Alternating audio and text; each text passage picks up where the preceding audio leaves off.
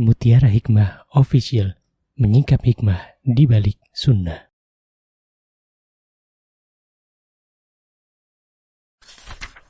Salurkan donasi terbaik Anda untuk mendukung dakwah Mutiara Hikmah Official. Mau haji yang gak pakai antri? Daftar sekarang, insya Allah 2024 berangkat. Gratis keberangkatan umroh sebelum haji. Dibersamai oleh Ustadz Hanan Yasir dan juga Ustazah Imro'atul Azizah. Buruan daftar sekarang juga, sebelum harga naik.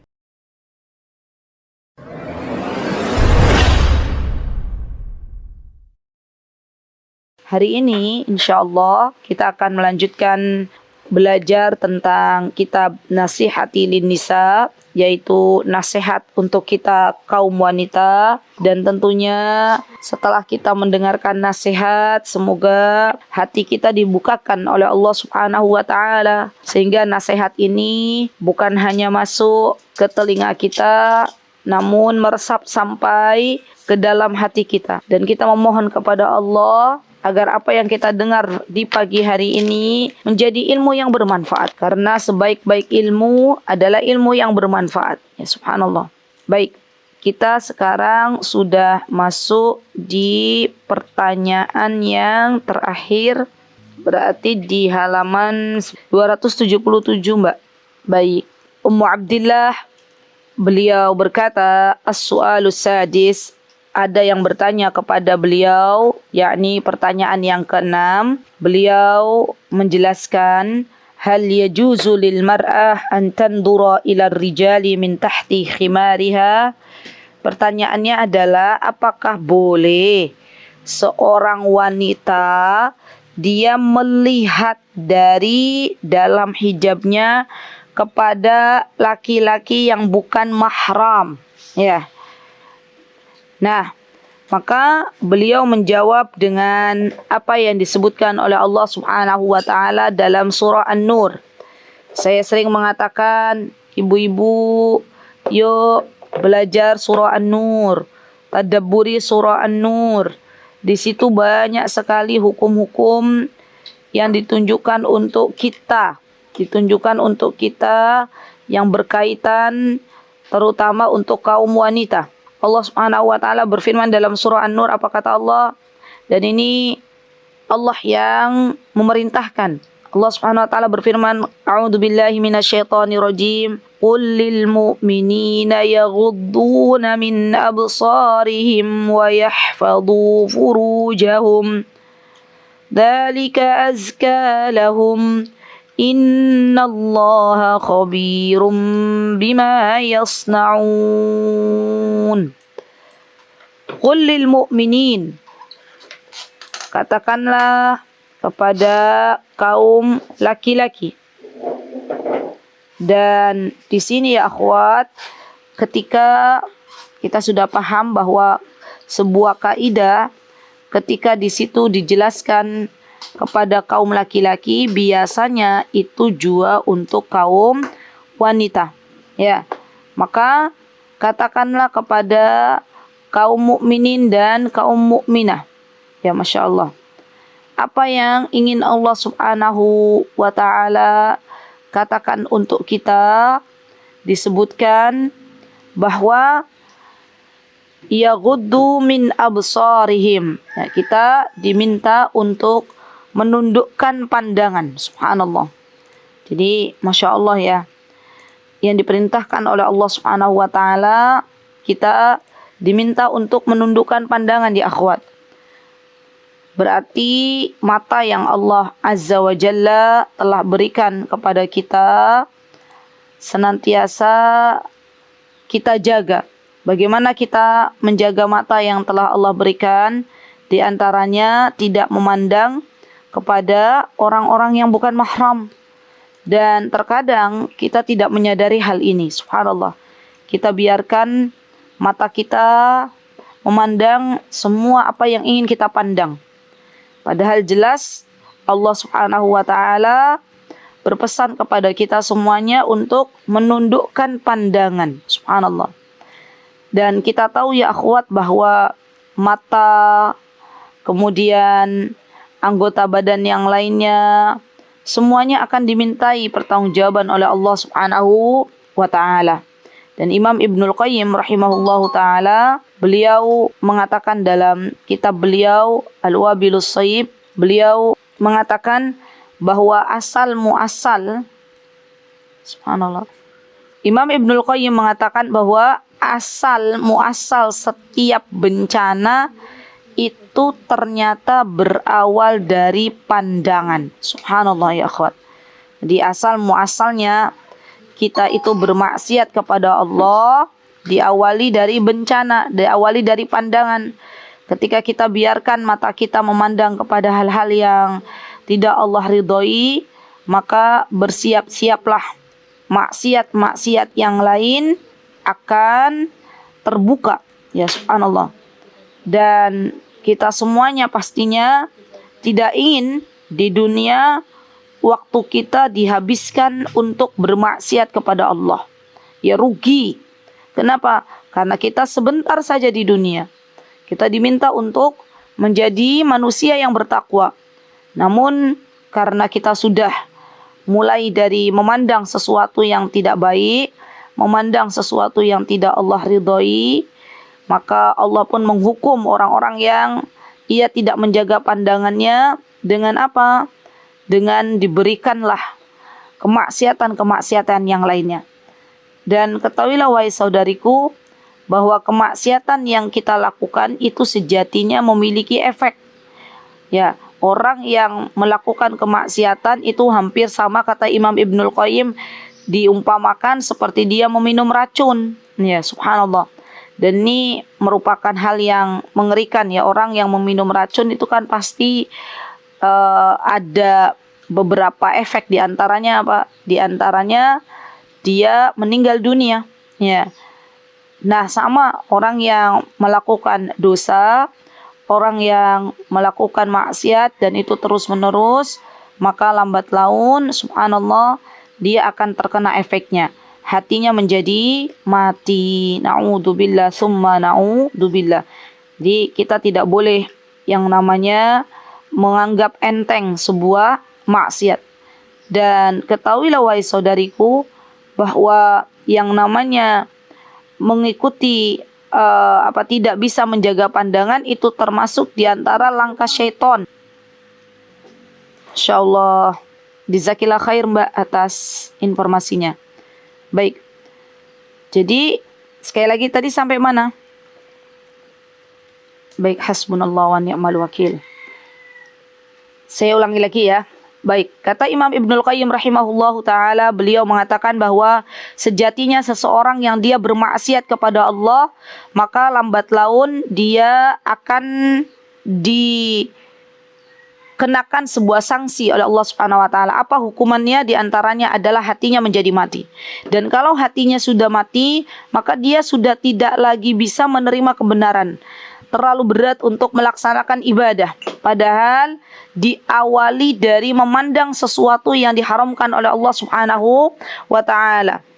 Nah, kemudian ya akhwat, di sini Rasulullah Allah Subhanahu wa taala berfirman ya dalam surah An-Nur, khusus spesial untuk kita kaum wanita. Apa kata Allah Subhanahu wa taala? Mari kita belajar. Kita dilarang oleh Allah Subhanahu wa taala untuk memandang kepada orang-orang yang bukan mahram. Artinya kita harus tahu siapa sebenarnya mahram kita, ya. Dan ini menjadi sebuah hal yang wajib bagi kita untuk mengetahui siapa mahram kita.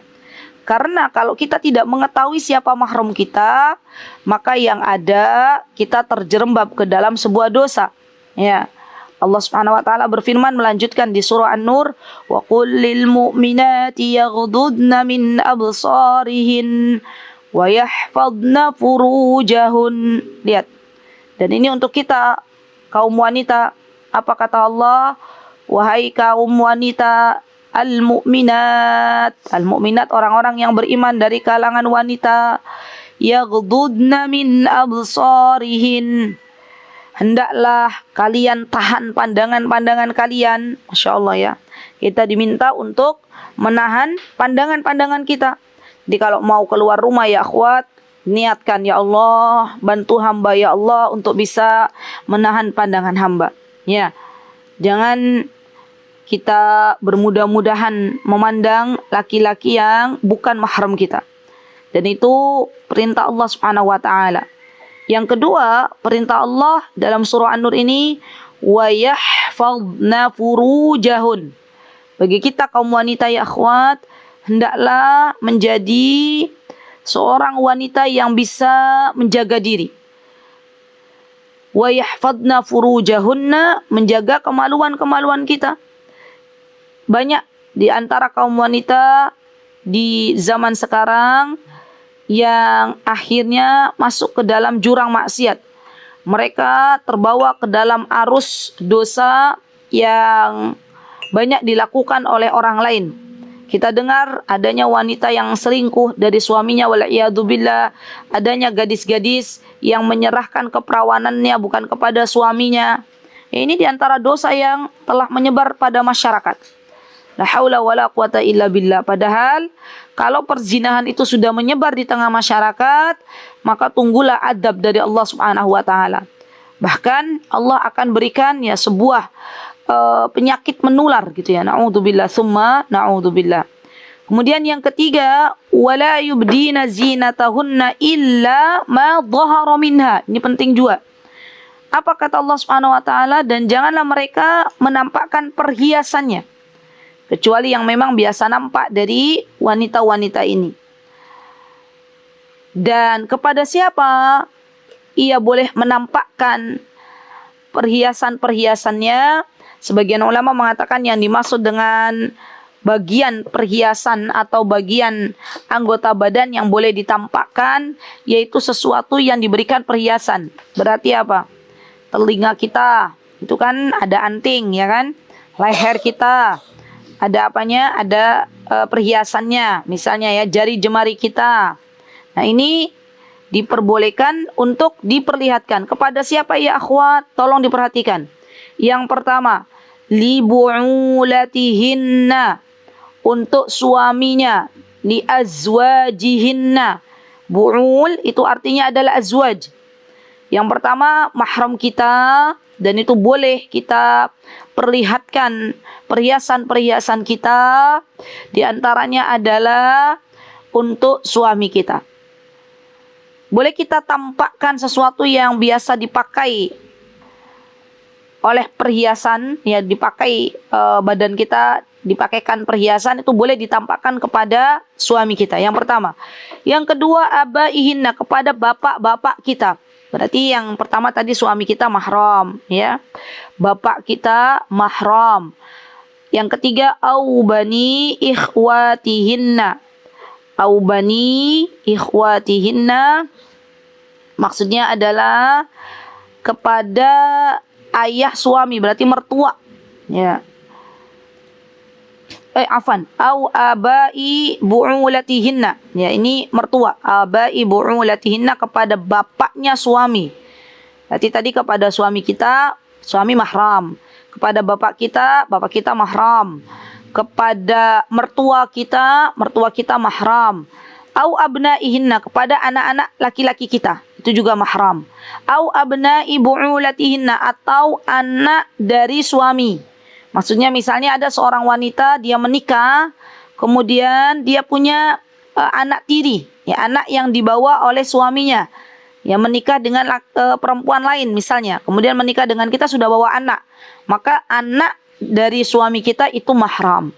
Au ikhwanihinna, ikhwan ini adalah saudara-saudara kandung, ya, kakak kita, adik kita, itu juga mahram. Nah kita boleh, misalnya kalau misalnya kita berjumpa dengan kakak kita, dengan adik kita, maka di sini kita boleh untuk menampakkan aurat kita. Maksudnya aurat yang biasa kita pakaikan perhiasan, ya. Au bani ikhwanihinna, atau anak-anak dari saudara kita, keponakan. Ya, keponakan itu juga mahram. Jadi boleh kita misalnya bergaul dengan keponakan kita, atau yang namanya mahram ini kan sesuatu yang tidak boleh dinikahi, berarti boleh juga untuk mahram. Nah ini nih, ibu-ibu tolong dicatat, banyak para wanita itu berdalih sudah nggak punya suami, dia keluar kota, safar jauh, alasannya dalam keadaan udzur, padahal masih banyak mahram-mahram di sini. Ya. Siapa di antaranya tadi? Au bani ikhwanihinna, yaitu keponakan-keponakannya. Au bani ikhwatihinna. Au bani ikhwatihinna adalah ya anak-anak saudara perempuan mereka. Jadi ponakan dari saudara lelaki kita atau dari saudara perempuan kita. Karena ada dua jalur ya ponakan. Baik.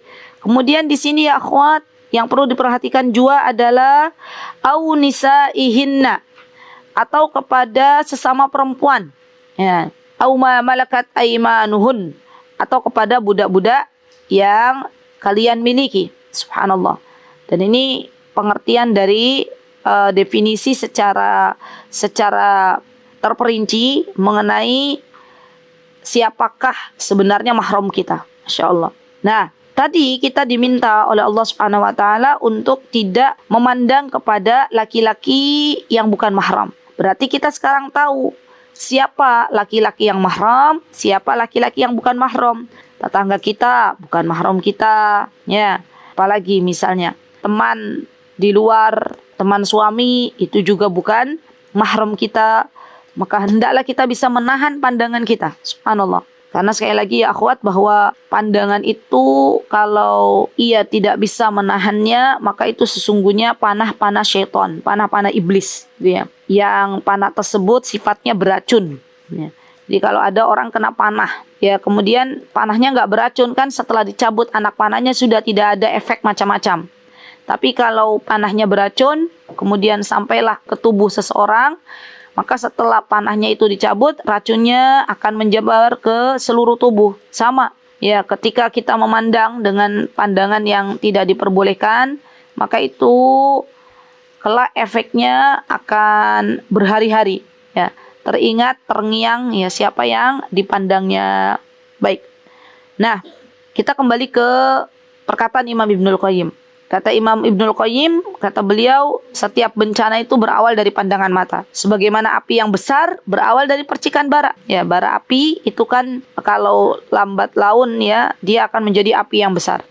Berapa banyak pandangan yang sanggup menembus relung hati, seperti kekuatan anak panah yang lepas dari busur tali, kata Imam Ibnul Qayyim. Masya Allah. Dan seorang hamba selama dia mengumbar pandangannya untuk memandang sesuatu yang tidak diridhai oleh Allah Subhanahu wa taala, maka sesungguhnya ia berada dalam keadaan bahaya. Masya Allah. Jadi healing cuci mata itu ya akhwat, sebenarnya bukan ajaran Islam. Ya kan ada kan orang yang berkata, mau kemana? Mau ke mall, mau ngapain? Mau cuci mata gitu ya. Nah, cuci matanya orang-orang beriman itu kemana? Mentadabburi Al-Quran. Ya, itu cuci matanya. Jadi bukan bagian dari ajaran Islam. Ya, di antaranya adalah cuci mata melihat hal-hal yang tidak diridhoi oleh Allah Subhanahu wa taala. Baik, kita kembali ke kitab, ya, ke Nasihatil Nisa. Apa kata Ummu Abdillah? Wa qala al-Imamul Bukhari rahimahullahu taala, disebutkan oleh Imam Bukhari, semoga Allah Azza wa Jalla merahmati beliau. Apa yang disebutkan? Haddatsani Mahmud bin Ghailan. حدثني محمود بن غيلان حدثنا عبد الرزاق أخبرنا معمر عن ابن طاووس عن أبي عن ابن عباس قال ما رأيت شيئا أشبه باللمم مما قال أبو هريرة رضي الله عنه عن النبي صلى الله عليه وسلم قال. Ini masih belum isinya, baru perawi-perawinya yang disebutkan oleh Ummu Abdillah. Ya Masya Allah, panjang sekali ya, dan kita tidak perlu membahasnya karena panjangnya Masya Allah ya. Kalau dibahas satu persatu, siapa Mahmud bin Ghailan, siapa Abdul Razak, siapa Ma'mar bin Abi Tawus, maka tidak selesai pada hari ini ya. Kita langsung ke matan hadisnya, ke isi hadisnya. Apa yang disebutkan?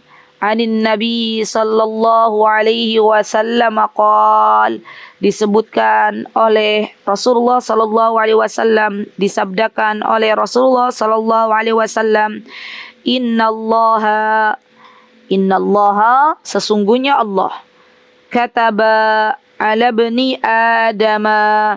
Sesungguhnya Allah telah menentukan, telah menulis apa yang telah Allah tulis ala bani Adama untuk anak cucu Adam, ya, setiap anak Bani Adam, haddahu minaz zina, dia pasti melakukan perbuatan zina.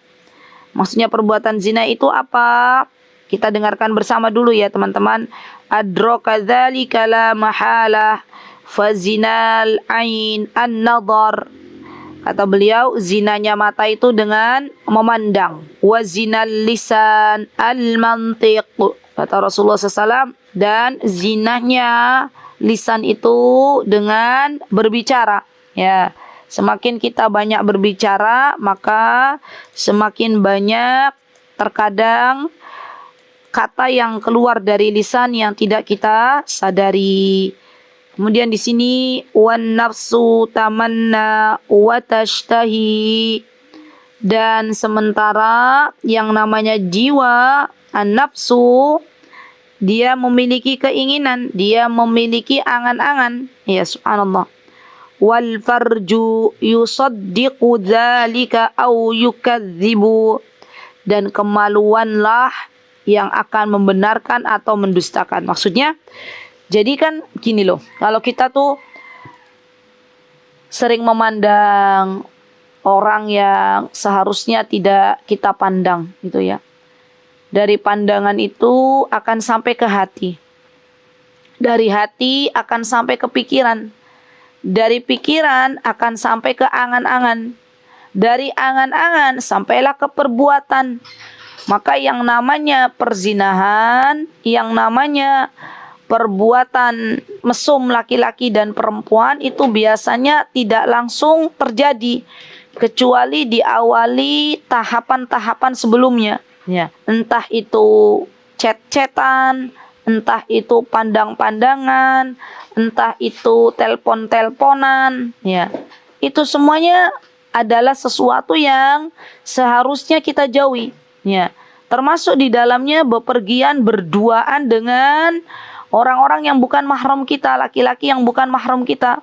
Ini juga hati-hati. Ya, ini kan kita nggak ngapa-ngapain, cuman berduaan makan bareng di kafe misalnya. Lah itu permulaan dari zina. Ya, ketika sudah makan bareng kok ternyata enak yo makan bareng gitu ya, enak yo berduaan. Lambat laun waliyadzubillah syaitan terus menggoda dan terjadilah sesuatu yang tidak diharapkan. La haula wala quwata illa billah.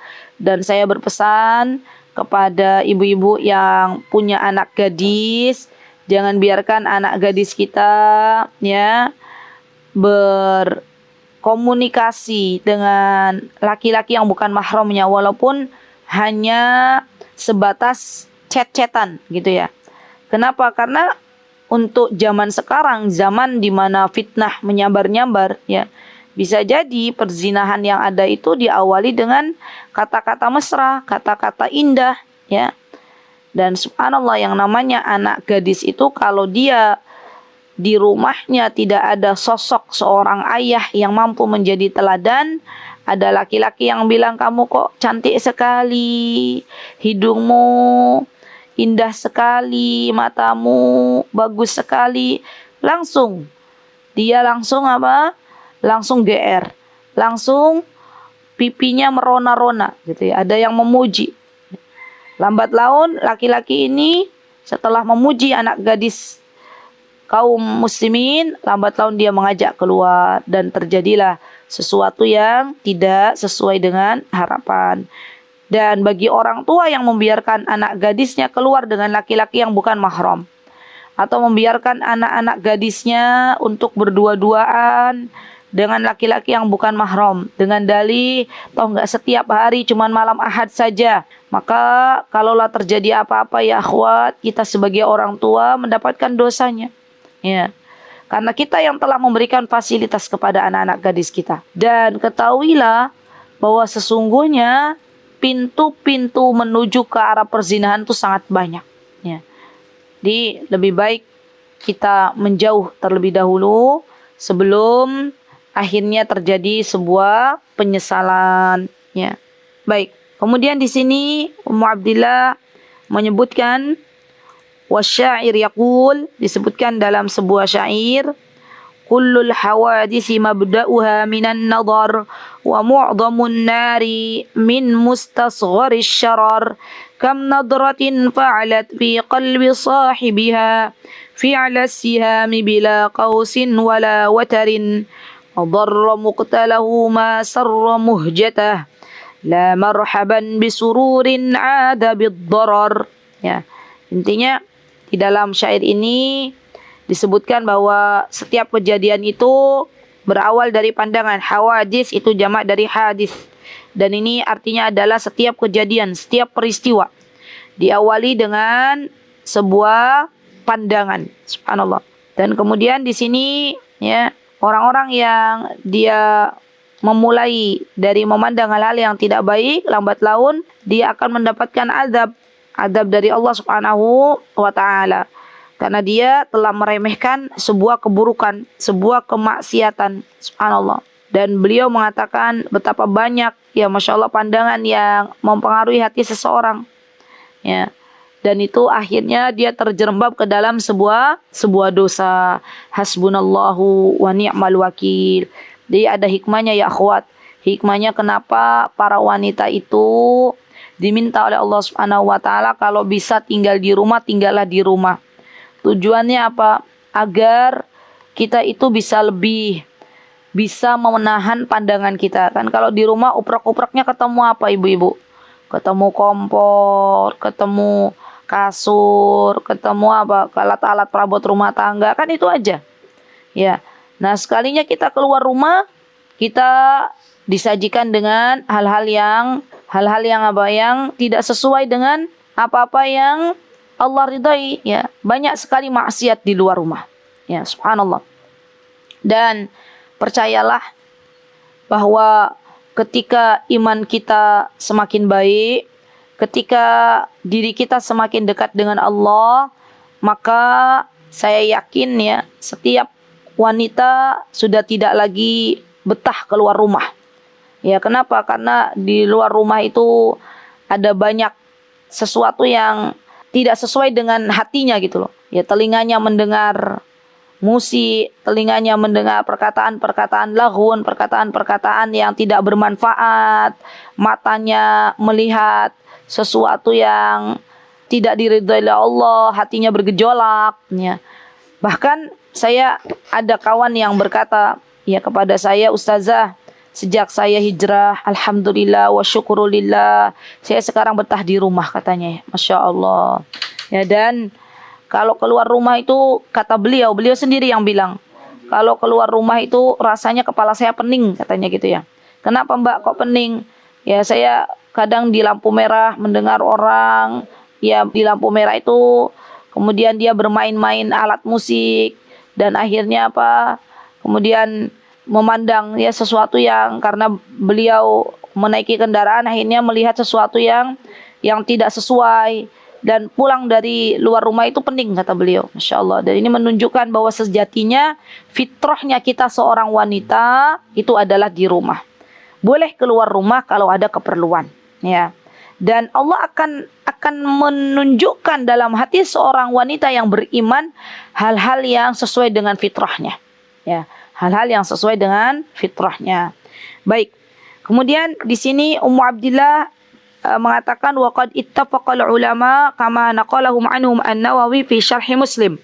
Disebutkan oleh Imam Nawawi, beliau punya kitab namanya Syarh Muslim, ala anna an-nadharu ila ar-rijal idza kana bi syahwa fa innahu haram wa abaha ba'd al-ulama an-nadharu ila ar-rijali mutlaqan. Kata beliau, kalau dia melihat ke seorang laki-laki yang bukan mahram dengan syahwat, dengan rasa cinta, maka ini adalah sesuatu yang tidak diperbolehkan. Dan ada para ulama sebagiannya membolehkan memandang laki-laki yang bukan mahram, tapi ini sebagian. yang sudah menjadi kesepakatan ulama adalah tidak diperbolehkannya, ittafaqo. Berarti ulama bersepakat bahwa kita tidak boleh memandang laki-laki yang bukan mahram. Dulu para sahabiah, mereka kalau berbicara dengan kaum laki-laki maka biasanya mereka berbicara dari balik hijab. Ya. Kalau ada sekerumpun laki-laki, biasanya para sahabiah mereka berjalan menjauh. Ya. Dan yang namanya subhanallah ya akhwat, hati kita itu tidak bisa 100% kita bisa menjaganya. Hati kita itu sifatnya berbolak-balik. Hati kita itu sifatnya berbolak-balik. Ya.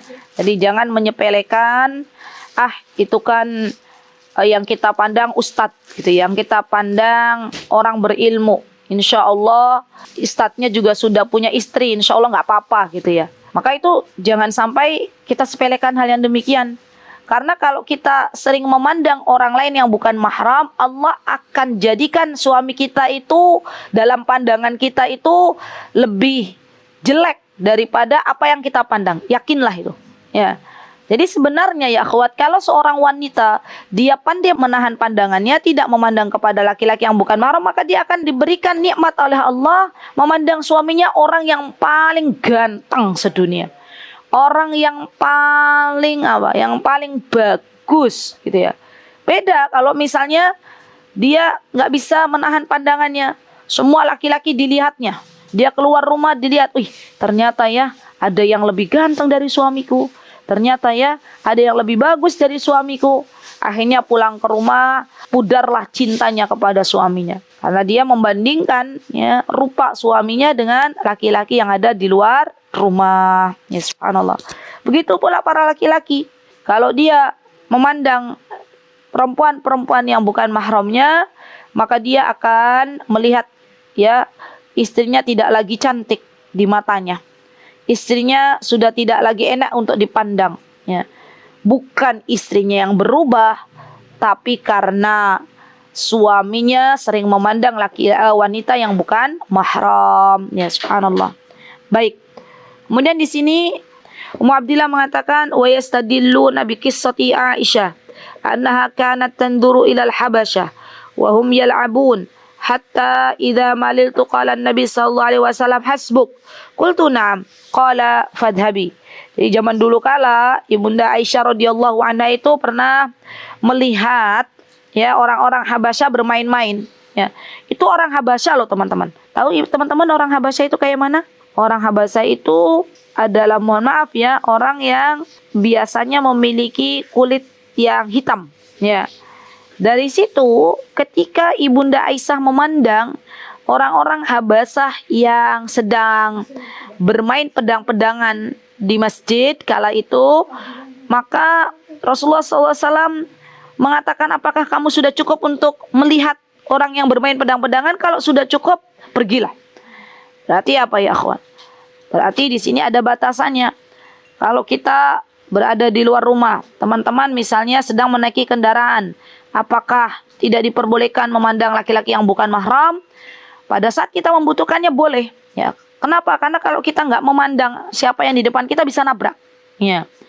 Namun pandangan yang selanjutnya yang tidak boleh kita pandang. Pandangan pertama itu diperbolehkan. Ya, pandangan pertama biasanya sesuatu yang belum ada dalam hati kita, sebuah hal yang diberikan oleh Allah Subhanahu wa taala. Nah, pandangan kedua ini yang mengandung dosa. Ya. Jadi kalau ada iklan pandangan pertama begitu menggoda, selanjutnya terserah Anda, ini salah besar. Ya. Maksudnya terserah Anda berarti boleh melihat lagi.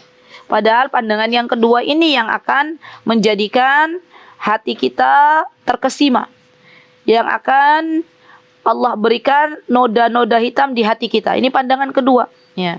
Jadi kalau pandangan pertama, kemudian kita sempat ada rasa suka, beristighfarlah kepada Allah. Astagfirullah wa atubu ilaihi. Ya Allah, hamba memohon maaf, memohon ampunan kepada Engkau karena telah ada rasa ya untuk kepada laki-laki yang bukan mahram. Baik. Nah, setelah itu kemudian kata Imam Nawawi, kata beliau disebutkan bahwa yahtamilu an yakuna dzalika qabla bulughi Aisyah. Peristiwa ketika Ibunda Aisyah melihat laki-laki Habasyah bermain pedang-pedangan ini, kata Imam Nawawi, kemungkinan, yahtamil itu kemungkinan. Kemungkinan peristiwa ini terjadi sebelum Ibunda Aisyah balik. Zakarul Hafidh fi Fathil Bari. Ya, ini ada namanya Al-Hafidh, yang mana beliau Al-Hafidh Ibnu Hajar punya kitab namanya Fathul Bari wa riwayah 'inda al-Bukhari fi nikah. Apa disebutkan? Faqduru qadral jariyah al-hadisatis sin al-harisati 'ala al-lahwi wa qawluha iqdaru asyarat bidzalika ila annaha kanat hina idin syabah. Disebutkan oleh Al-Hafidh ya dalam kitab beliau Fathul Bari dan juga dalam Al-Bukhari dalam kitabun nikah, kata mereka faqduru bayangkanlah keadaan seorang wanita yang biasanya dia memiliki keinginan untuk bermain. Itu kan biasanya wanita ini belum mencapai usia dewasanya gitu loh. Maka dari sini kita memaklumi bahwa kenapa Ibunda Aisyah waktu itu beliau ingin melihat ya orang-orang Habasyah bermain pedang-pedangan, karena memang waktu itu beliau masih sangat-sangat belia. Wa minhum man qala hadza fi awalil Islam. Dan disebutkan sebagian oleh para ulama bahwa kejadian ini di awal-awal Islam. Ya, di awal-awal sebelum turunnya wahyu yang berkaitan dengan hukum dalam larangan memandang. Qala al-Hafidh an hadzal qaul warudda bi anna qawliha yastaruni bi ridaihi dalun ala anna dzalika kana ba'da nuzulil hijab. Namun ada juga para ulama yang mengatakan bahwa peristiwa ini terjadi setelah ayat hijab diturunkan oleh Allah Subhanahu wa taala. Nah, setelah ayat hijab itu diturunkan, dan yang namanya hijab itu bukan jilbab saja ya akhwat, tapi yang namanya hijab itu adalah kain yang membatasi antara pandangan kita dengan orang lain yang bukan mahram, itu hijab. Makanya penting kalau ada, sebenarnya penting ini, tolong ya akhwat, sebenarnya penting ideal. Kan kita berbicara masalah ideal. Idealnya kalau ada yang mengajar seorang laki-laki yang bukan mahram termasuk Pak Ustadz, idealnya dan audiennya adalah wanita, mak-mak, itu idealnya tidak langsung berhadap-hadapan mata ya. Karena kalau langsung berhadap-hadapan kemungkinannya ada dua. Jamaahnya yang terkesima dengan Pak Ustadz atau Pak Ustadznya yang terkesima dengan jamaah ya. Dan ini merupakan bagian dari pintu-pintu syaitan ya, subhanallah. Jadi alhamdulillah wa syukurillah, kami pernah mengajar di sebuah pondok pesantren di mana di sana banyak sekali para akhwat ya, anak-anak SMA, dan sebagian besar pengajarnya adalah ustadz ya, maka di situ sudah disiapkan hijab ya. Dan yang namanya hati ya, walaupun kita itu misalnya berangkat untuk bermajlis ilmu, untuk mendengarkan penuturan dari orang yang berilmu, terkadang niat itu juga bisa berbolak-balik. Dari rumah, ya Allah bismillah saya pengen ngaji, sampai di tempat ya melihat ustadznya ganteng sekali ya gitu ya, ustadznya kok tidak sama dengan laki-laki yang lain gitu ya. Nah, ini apalagi kalau sampai ya ustadznya cekakak-cekikian ya, ustadznya bercanda-bercanda ya, ini ngeri banget ya. Jadi mari kita jaga diri kita masing-masing ya akhwat ya. Semoga dengan kita menjaga diri, dengan Pak Ustadz menjaga diri, Syekh menjaga diri, semuanya bisa terselamatkan. Ya, kalau mau Ustadznya ada di lantai pertama, jamaahnya ada di lantai 2, yang perempuan itu juga boleh. Ya, dan ini bagian dari menjaga, menjaga. Baik. Kemudian di sini disebutkan, qala an-Nawawi yahtamilu annaha kanat tandur ala la'ibihim bihirabihim la ila wujuhihim wa abdanihim wa in waqa'a bila qasdin amkana an tusarrifu fil hal. Kata Imam Nawawi, ini kemungkinan juga Ibunda Aisyah melihat permainannya, bukan melihat ke wajahnya, bukan melihat ke badannya Ya, dan kalaulah ini dikerjakan tanpa maksud, ya maka sesungguhnya ini sesuatu yang bisa dipalingkan pandangannya seketika itu juga. Ya, Masya Allah. Jadi intinya ya akhwat, dari kajian pagi hari ini, bahwa yuk kita sama-sama menjaga diri kita masing-masing. Menjaga agar dosa itu tidak terjadi. Agar maksiat itu tidak terjadi. Dan ingatlah, sebuah maksiat dan sebuah dosa itu semua berawal dari pandangan. Orang-orang yang pandai menjaga pandangannya, ia akan selamat. Diselamatkan oleh Allah Subhanahu wa ta'ala. Sebaliknya orang-orang yang tidak pandai menjaga pandangannya, maka kelak Allah akan jadikan pikirannya memikirkan sesuatu yang tidak Allah ridhoi. Imam Ibnul Qayyim pernah mengatakan bahwa pandangan itu merupakan pangkal bencana yang menimpa kita semuanya. Dan pandangan akan melahirkan lintasan dalam hati. Dari lintasan hati akan melahirkan pikiran. Dari pikiran akan melahirkan syahwat. Dan syahwat membangkitkan keinginan. Kemudian keinginan itu menjadi kuat dan berubahlah menjadi tekad yang bulat. Ya, subhanallah, bukan tahu bulat ya ibu-ibu. Nih ibu-ibu takutnya nanti saya baca tekad yang bulat karena lapar jadi tahu bulat ya. Maka apa yang tadinya melintas dalam pikiran kita ya akhwat, ya subhanallah, akhirnya jadi sesuatu yang tidak kita inginkan. Semoga Allah Subhanahu wa ta'ala memberikan kepada kita petunjuk, membimbing kita untuk bisa menjaga diri kita masing-masing. Diawali dari menjaga pandangan.